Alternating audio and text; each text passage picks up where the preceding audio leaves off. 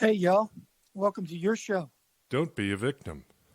I'm Lee Turner Jr. of Tango Firearms Training. And I'm Buddy Myers of Tall Guns. Well, welcome back for another week. After Billy and Buddy was talking, I think since hunting season's rolling up, and we're going to do a little firearm safety today. What do you think, Buddy? Yeah, I think that'd be a great idea because, we've got different types of seasons going on right now, throughout the country. We got shotgun going on some places. We got rifle going on somewhere else. We got bow and powder, black powder elsewhere. So we thought, hey, this would be a great time to talk about firearm safety, not only in the home, but in our vehicles and if we're out there hunting. And then when we come back from hunting, making sure that we stay safe. Yeah, because like one thing we like to preach about, there is no accidents. Nope, never have been, never will be. Negligence, nope. My favorite word. Negligence. You didn't accidentally point that gun at somebody and put your finger on the trigger. You did it. But there's ways of creating discipline so you don't have to worry about that. Yeah, and you create that. Yeah, and there's like there's some key pieces of how we do that. The first one, we got to acquire knowledge because, knowledge teaches us about what's safe, what's unsafe, how to put disciplines in place to be safe. And you can get that by, truly reading the manual of arms to your firearm, taking an NRA-sponsored class, taking a non-NRA-sponsored class by a really good instructor, maybe somebody who teaches hunter's ed, or watching a reputable YouTube video or Mimi or whatever about being safe with a firearm. Yeah, because we call it the elements of firearm safety: knowledge, skills, and attitude. And knowledge will help you develop your skills over time. Yeah, and that's key, develop skills. You can't read a book or watch a YouTube video and get skills. You got to go take knowledge and you got to use it to develop skills. That's right. And now the attitude's on you, but there's two to that. I've been accused of having attitude. I think we all have here lately. You got an attitude. That's not the one Lee's talking about. No, Sorry, Lee. That's not the one there. But the attitude part is about safety, and a good word we like to use is respect. Respect what you have in your hand. Yeah, that's a key word. I actually heard that. Oh, it's been a little over 12 years ago. I was doing a course in my classroom here at Tall Guns, and I held up a firearm, and I said, what should you do with this? And I heard the best term ever from a lady that was in that class. She said, respect it. And I thought, my God, what a great term, respect. Because all a firearm is nothing more than a machine. When we respect other machines that we, operate and that we use, things like chainsaws, electric power saws, motor vehicles, because we know if we operate those with negligence and a lack of respect, what could happen to us or happen to others. So why wouldn't we treat that machine called the firearm with the same level of respect? Best term I ever heard, respect. Yes, it is. It's an outstanding term because there's two things rolls with that. And this is out there for my males who like to take their wives out and try to teach them how to shoot and think it's funny to put them behind a 308 or a 300 Win Mag or a 45 caliber in their hand. It's not about caliber. It's about control. And if they can control it, then they're not going to fear it. Then they'll learn to respect it. And they're going to enjoy that shooting experience so much more. And that rolls into safety. If they're scared of the firearm that is in their hand, they're not going to be safe with it. Yeah, that's at the end of the day, guys. That's our responsibility to, teach in such a way, whether it's a family member or, in a profession like Lee and I are in, is, don't try to impress somebody by, doling out a hand cannon that creates a level of fear with them already, or this big, gun to shoot. Start small, start simple, grow up. That establishes the base platform of respect, not fear. So how about we do something like this, buddy? We'll just throw out some safety rules, and then me and you will discuss them on why they're so important. So, especially from our NRA instructors course, one of them is always treat the gun as loaded. Why do you think that's so important? Well, you want to make sure that the gun is, that you always go with the idea that it is loaded, that there's something in it, that you should never make an assumption, because we know about what, if we make assumptions, who we make an ass out of, you and me, that there's something in there. We need to check it. We need to make sure that it's safe. I do that in my classes. Even though I've checked all my firearms the night after, the night before a class, even during the class, I'm checking them repetitively.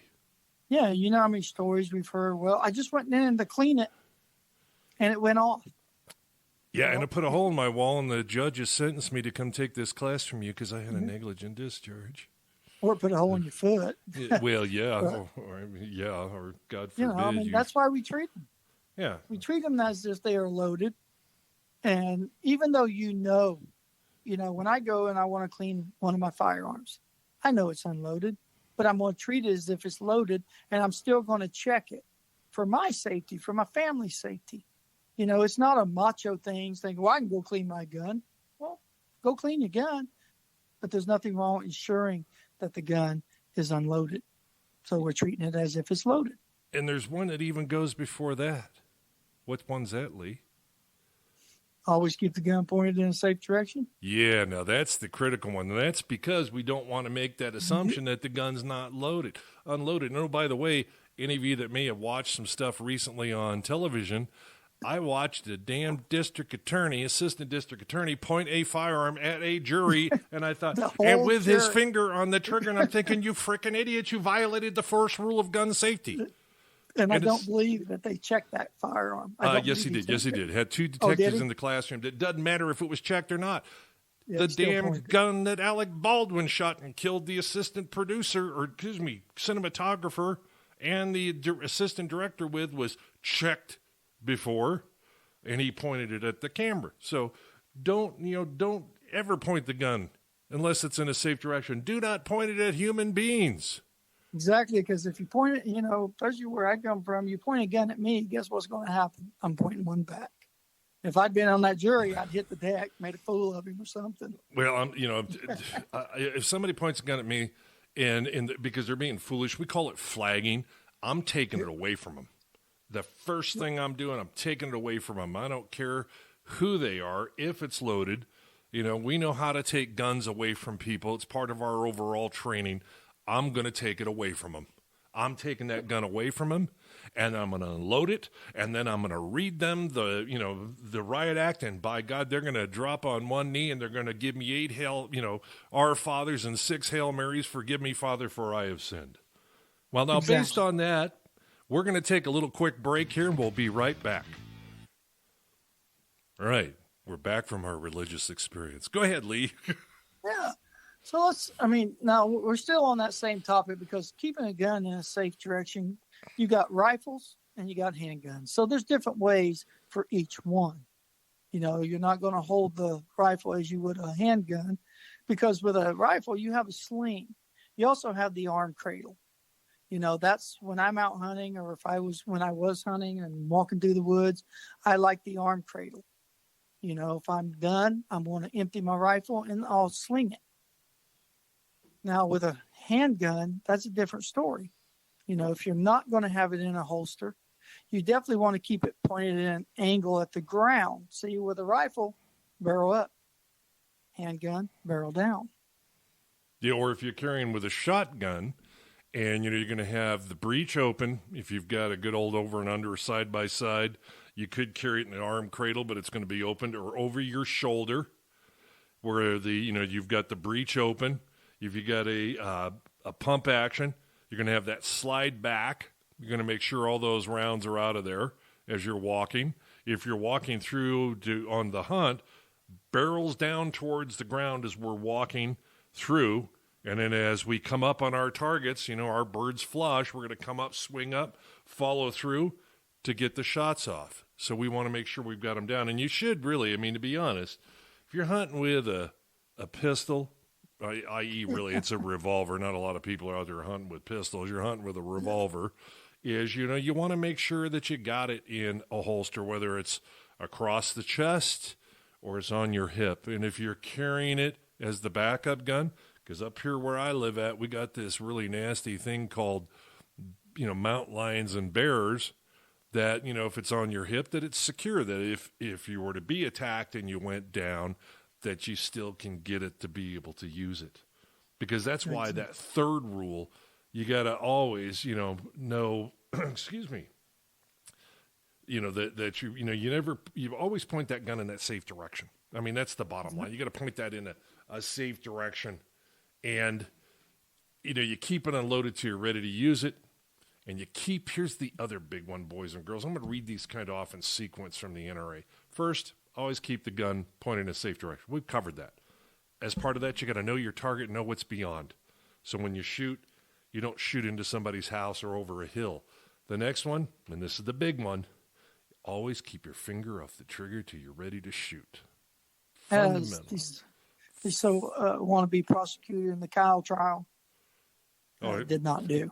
Well, no, I mean, and that's a fundamental, and you can't ever, and I will tell you, don't ever get comfortable with a safety. Safeties are made by man. Man is fallible. As such, all things we make and design are fallible. They do fail. And the third, always keep that gun unloaded till ready to use. You always, if you're going to hunt, you might have one in the chamber as you're on the stalk, especially if you're hunting, sitting there waiting for the turkeys to come in. You're not going to sit there. Here they come and rack the round. Yeah, you're going to be loaded, ready to go. Otherwise, you get turkeys running all over the place, taking off on you or through birds. But you got to, you always, after you're done, unload that firearm. Check it once, twice, thrice. Stick your fingers and don't always count on, well, I looked in there and I saw it was, people look through things. We've looked through things that cause car accidents. We've looked through things, motorcyclists. Stick your fingers in there. Make sure they're empty. Bolts back. And just kind of jumping back to what Buddy had said about be sure your target and what's beyond it. If you're out hunting or you're even in a self-defense shooting and you take a shot and you miss and hit an innocent life, you will be charged with that life. Yeah, so you always want to know what's beyond it. Always. Yeah, you don't take that, Hail Mary shot. Oh, there's a 10-point buck at the top of that hill, and you shoot that at that buck, it moves, that shot misses, and that big, huge, 30-06 round travels over the hill, and hits somebody as it comes down over the other side of the hill. Yeah, we don't shoot things at the top of hills. We don't shoot up hills. We shoot. You ever talk to experience? We're shooting downhill, shooting across the canyon, down a canyon, but we're not shooting up and over the top of the hills because we know we're going to miss, or that if we do miss or it penetrates through, that it's going to travel over the hill. We don't know what's beyond it. You don't do that. Yeah. That's just plain stupid because you could hit something else. We don't do that. Whether we're black powder hunting, we're hunting with, small bore rifle, large bore rifle, it doesn't, handgun, doesn't matter. You don't do that type of foolishness. And same thing if you're out there hunting on the open plains. I mean, you go out there hunting antelope with a 270 or you're out there with a 243 Winchester or, you go out there with decide to do it with a 308. On an antelope, we're hunting out there in the Wyoming flat plains, and we got to make really sure what's kind of like downrange, because these high-powered rifles, they will reach out and touch someone at a very far distance, and we don't. So want definitely that. Make sure. Nope. You don't want to be touching someone. We want to be touching, dinner. We're gonna do. Yeah. So let's talk about some other ones that other people may not think. We kind of threw out the basics there, but what about learning the mechanical and the handling of the characteristics of the gun you're using? Wow, there's a big difference. There's an idea. Yeah. There's a big difference between semi-automatic pistols and revolvers. Yeah, you mean, or you've got a semi-automatic rifle and a bolt-action rifle, a breech loader. You've got to know the difference. You might be going out, especially you first-time hunters, you've got a first time, a friend taking you out that first time, and, make sure they teach you about how that firearm you're going to shoot with works. The shotgun. Oh my gosh. How does this thing load, unload, double shot, single shot? How's this safety thing work where I can, or it's called the selector. Which barrel do I want? Left side, right side, top side, bottom side? Which one do I want to have go first? Mm-hmm. You got to know all these things because, shooting, shotguns, we're talking about rifles because, that's what we hunt larger game up here in Colorado. But I've hunted down in, the southeastern United States. Guess what? We don't get to use rifles. We use shotguns with slugs. One, you got to be closer, but the same disciplines of safety apply, and you might go hog hunting. Hog hunting. There's something that's fun and put your, scare the hell out of you. Those big boars come running out of that underbrush. There you're hunting with a rifle, but you're really close range. You're not making that super long distance shot like we might be making out here in Colorado and Wyoming and Montana, on a buck at a distance. But the same disciplines of safety apply. Yeah, because down here in the southeast and down in the south, you got good cover. You got tree stands, you got blinds, where it allows you to take a closer shot. Yes. So, you want the firearm to match what you're doing, where you're going to be hunting at. Yeah, see, there's a key thing Lee just mentioned, hunting stands. Down in the southeast there, you can have stands. Same thing up in Minnesota. You can have a stand where you sit at. We have a stand here in Colorado. It's called a saddle. It's on the back of a horse. There you go. Or, you might, if you're crazy enough, you want to take an ATV and make all kinds of racket, tear up the ground, you do that. I'm kind of a purist. You get your ass on that horse and ride up that hill. And then you get off and you take your perch is against a rock or against a tree. That's, what we have out here in the West is a stand. You have a horse. Yeah, which will move when you don't want it to. You need to have a trained horse. Yeah. Speaking of trained horses, let's take that another break here, and we'll come back in a second. Yeah. Speaking of that trained horse, they're such wonderful animals. They'll never try to reach back and bite you because you're, sitting on them and they don't like it today. They won't ever kind of rear up because, by the way, a rattlesnake appears. They're kind of not real happy about that. Or you get the one that just decides you're kind of, taking it down a little bit of a hill and it decides I don't want to cross the water, and you can go first off its back and it'll walk over you to the other side to the water so it doesn't get its little delicate hoofsies wet. But that's right, because I used to have horses and worked with them, and I had my own gun range, and every time I'm out there shooting, them horses were clear across the pasture. So don't ever assume that the horse knows that you're going to shoot or it's used to you shooting. Yeah, it's going to be a surprise to it every time. Yeah, unless it's a trained mounted shooting pony like you see in single action, you shooting cowboy action shooting. You don't want it. First of all, tell you what, you take a shot with a big bore rifle off the back of the horse, we'll be picking your ass up off the ground. I'm sorry for the vernacular, but you're coming right out of that saddle. It's going to blow you over backwards. You get off the doggone horse, and you don't lay the gun over the top of the saddle unless this horse has been trained by an outfitter to deal with that shot to stand still. Did you get off the horse? Which goes to the point, too, is about retention. Making sure that if you're wearing a sidearm on the horse for safety and for protection, because, mountain lion could jump at you and the horse out of a tree. They tend to like to hunt that way. Or that big bear comes up that you guys rode in on over a hill not expecting. The horse didn't smell it because, the bear's downwind of y'all, and it stands up. You want to make sure that your equipment's not going to fall off when that horse rears up or you get thrown off. You want to make sure that rifle's secured in a scabbard on the saddle and tied in, and you're not running around with it, loaded up. You might have rounds in the magazine, but you don't have a round in the chamber because it's not ready to use to bring it up to shoot to do the hunt. And again, I know of people that have carried guns in the scabbard loaded, and then the horse goes down and bad things have happened. Yep. And so here's another one. A lot of people don't even think about these ammunition failures. So if you have an ammunition failure, there is a safe way that you must handle these everything from a misfire to a hang fire to a squib load. And, when I was instructing classes, and I know you came across it, I've had people look at each other like, I didn't know all that could happen. And when they do happen, you must be prepared to react and know what to do. Yeah, that misfire, that hang fire. Or they think they've got the proverbial squib load, which is, we've talked about this in other shows. Squib load is you have a bullet stuck in the barrel, and I'll tell you what, if you've got a rifle and it sticks in the barrel, and you pull the trigger on it a second time, boy, that can be a real mess.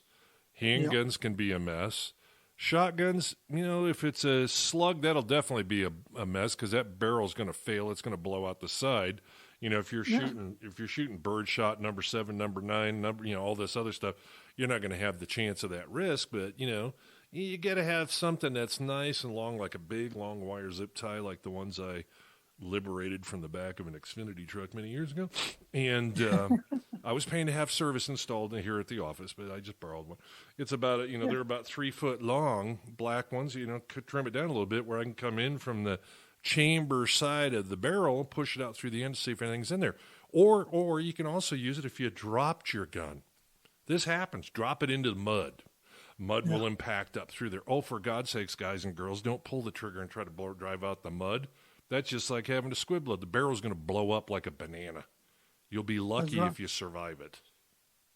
That's why you always want to be sure that the barrel is clear of any kind of obstructions before you even load it or shoot it. And don't look down the muzzle going, is it clear down there? Yeah. Oh, no, for gosh sake. You're aiming at the gun at something that, you must be intending to shoot yourself. You don't look down at that direction. Out the other side. And people do it. Oh, my God, do they do it. You watch you Google it on YouTube, and these people didn't intentionally do this. I mean, their hats are flying off their head because they wanted to look down the barrel, and some of these were just very close to losing their life. Yes, unfortunately, there's been some that have done that, and they haven't survived it. You're lucky if you are the idiot that shows up on YouTube with it. I mean, you don't do that, guys and girls. That's all I'm trying to tell you. Same thing with the shotgun. You drop your shotgun out there in the field. You're walking the corn stubble or the Milo field out there, old wheat field with a shaft up, and your shotgun, you drop it on the ground as you're going, and it goes down, barrel down, and it stands straight up. First of all, you're going to want to take it out real gentle. Make sure you keep that finger off the trigger. And then open your breech up, clear the gun if you got a semi-automatic or you've got a pump action shotgun, and then clear those barrels out because you don't want to be pulling the trigger on it. That's right. Always check it. And again, to me that's just being very reckless and careless. If you would have some kind of misfire and you look down that barrel, that's just, to me, idiotic. It's just idiotic. There's ways of checking, as we're trying to tell you right now. Yeah, you use the same disciplines out there hunting as you do when you're on the range. Don't get so excited about, there's that 10-point buck, and you pull the trigger, nothing happens, and the round's loaded. Don't immediately eject it right away going, I'm going to get him. Yeah, because when you eject it, it goes out of there. If it goes out and it lands in some dry stuff, goes off outside the gun, guess what? You could also be the creator of a massive wildfire in the mountains of Colorado, or a running grass fire in Nebraska, or a fire, down in Alabama or down in Florida. They're really happy with those ones in Florida when they happen. Yeah. But, you just same discipline, downrange, 30 seconds, remove it. What brought me all this up today was I seen a video, and a guy was on a shooting range. They was filming him, and he was shooting 9mm, I believe. And the casing fell down the back of his shirt. Well, it was hot. And he started jumping around, and he actually fired a round into the ground. And you can bet your ass 3 range officers grabbed him, and they literally carried him off that range.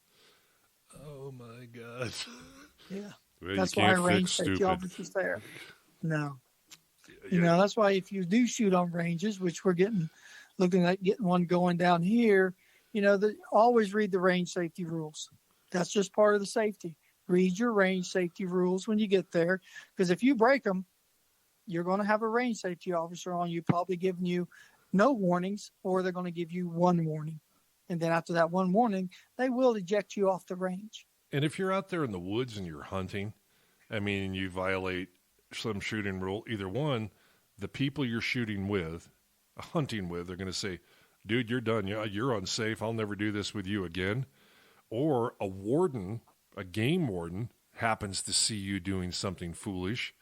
Then you can face actual criminal prosecution for your foolishness. And like the experience I had many years ago when I was a kid in the South, well, I was in Missouri, living in Missouri, and went with a friend of mine whose parents had a cabin down in the Ozarks to go hunting. And we're on the way down there. We stopped to get gas at this little country store. And this guy comes in with a Jersey accent, and he goes, man, I can't believe I come all the way out here. And, and now I sound like a Texan. But he comes out, he says, I came all the way out here from Jersey. I've never hunted before. And he says, I can't believe it. I pulled into where I was going to hunt at, where I had this, my license. And I got something right away. Everybody goes, wow, you got something right away. He says, but the strange thing about it, this is a true story, folks, and I'm not trying to imitate that ding-dong in the White House, that it had a bell on its neck. Is that a special marker? He had it in the back of his truck. He had shot some poor farmer's cow because it was tan. It kind of looked like a muley. It had white on the back like a mule-tailed deer, and he shot it like a whitetail.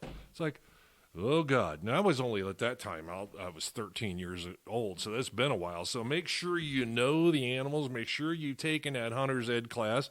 Don't shoot somebody's, farm animal, their dog, their kids. I've been out, baling hay and taking shots from idiot, hunters out there. Don't road shoot. I mean, I've seen this happen a lot. People driving down the road, standing in the back of a truck or sitting in the back seat of a car, because they don't want to get out and do the stalk and really hunt and wander through the woods, shooting at things they think are animals. And I've had incoming rounds come at me out there baling hay and stuff. It's, I'm sorry. If you're going to hunt, hunt. If you're going to just go shooting, go to the range. If you're going to be stupid, run for office and get elected. Exactly. The Constitution guarantees our right. The Second Amendment guarantees our right to firearms. But it's our responsibility to be safe with those firearms, to make sure that we're not going to hurt ourselves or anyone else. And I would say it's more of a priority not to hurt someone else before you do your own damn self. Because, if you're going to mishandle it, I hope the mishap falls upon you other than an innocent life that didn't ask for you to have that firearm around them. I put it, and you don't drink and shoot. It's just, I know a lot of people go out and have drinks when they're out hunting at the base camp, etc. But you don't carry active alcohol in your person. You don't drink, it's like flying an airplane. You stop drinking 8 hours before you're going to go out and go, start the stalk and start the hunting. If you've been at a lodge and you've had a few drinks, you have a good meal there, or at your own campsite, your own RV, you've had 8 hours next morning. Yeah, we're going to start to do our thing. If you're doing an early morning hunt, don't drink that night. Drink in the afternoon. You're done. Yeah, we can't do it in the afternoon. It's too damn hot out here to do it. But, this responsibility Lee just talked about in regards to harming someone else, I equate it as no different than if you're stupid enough to have a few drinks, get behind the wheel of a car, and you go out and you kill other human beings. That's, you are the frickin' idiot. Yep. It's the same thing with a gun. And you're going to be, what kills me is that's the person that survives the idiot. It's the innocent family, the innocent children, the innocent dad or a mom, or the vet that just got home from, a foreign war. And they're the one that gets killed or maimed terribly by this drunken idiot. Same thing applies with guns, folks. Not that I've got an attitude about drinking and driving. No, but, then it all comes down to this. If anything we've said today, if you're ever in doubt, don't shoot. If your finger's on that trigger and something in the back of your mind says, this don't feel right, this don't feel good, I don't think this is going to end up well, don't pull the trigger. In those famous just words. because you... Yeah, go ahead, Lee.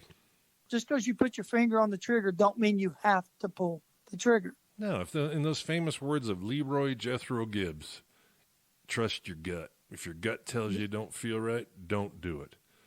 Well, Lee, as you said, this is, You've been a good show. We've been carrying on here for, almost 30 minutes. And it's time to close it out, folks, for another week. And, Lee, if you take us into our closing. As always, folks, watch your six, watch your family six, especially in the times we're in. And as you all know, I like to end it with, as long as you have our Lord and Savior in your life, 6 feet ain't so far down. And, folks, remember that freedom is not won on the battlefield.